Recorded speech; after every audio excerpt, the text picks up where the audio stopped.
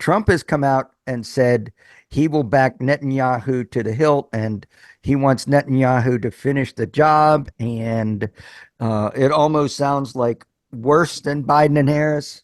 And if it's worse than Biden and Harris, then don't we uh, don't we further aggravate the situation with Iran and the rest of the community there? And where where do you see him going? I know you mentioned before that he likes winners, but where do you see where do you see that? It could go in very, very different directions, but I'm very concerned about escalation to war with Iran. The neocons had this list of countries that they wanted to overthrow and invade, and Iran was very, very high on that list. In fact, in the early 2000s, the talk in Washington was that only little boys go to Iraq, real men go to Iran. They're ready to bomb, attack Mhm. Iran, back in the 2000s. So this is a 2 decade long project. And the same thing with Netanyahu. Netanyahu wants to obliterate Iran. He can't do it by himself, but he would be very happy if the US were to support him in that project. And we know that Trump's relationship with Netanyahu is very, very close. He considers, Israel, to be his closest ally. And so I think that possibility of escalation against Iran is very, very likely. The current person that he's hired for State Department transition, Brian Hook, who was a policy director under Mike Pompeo, is a tremendous Iran hawk. And so that signals some very, very bad, omens for the Iran war. But here's the other piece. Once again, I emphasize that Netanyahu has not, despite the violence of the atrocities of the ongoing genocide, he has not accomplished any of his political goals, either in Lebanon or in even in Gaza. And Israel itself is bleeding both troops and even citizens. So it is actually a losing fight. Uh, and so from that standpoint, will Trump be willing to put his reputation on the line for something that is clearly a losing proposition?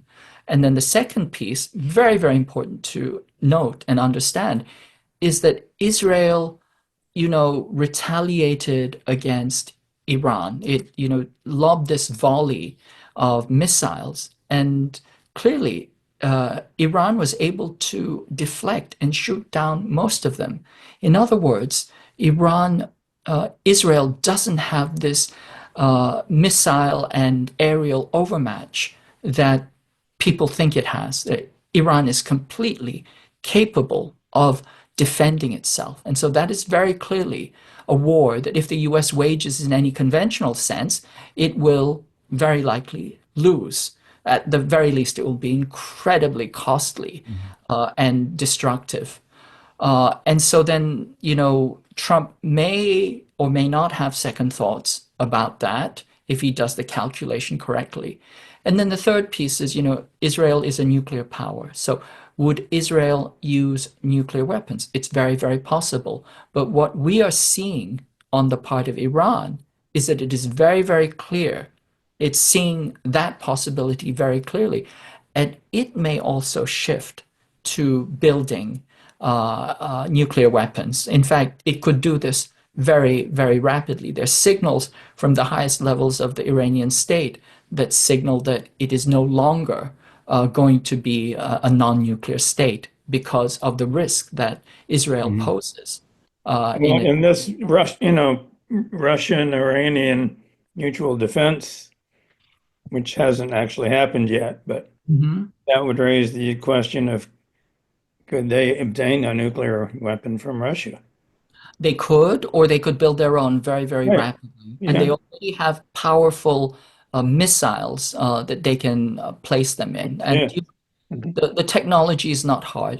I would say, if they put their mind to it, this would take a few weeks, perhaps a few months at most. So I hope that the strategic planners are reading the situation clearly and understanding that, these are real risks, that a war with Iran should not even be contemplated, just as a war with China should not be contemplated.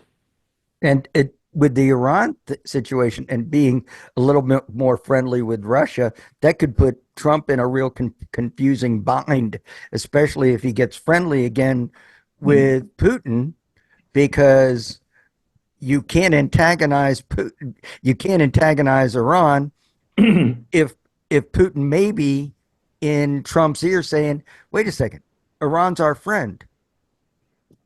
Is that Yeah, possible at all?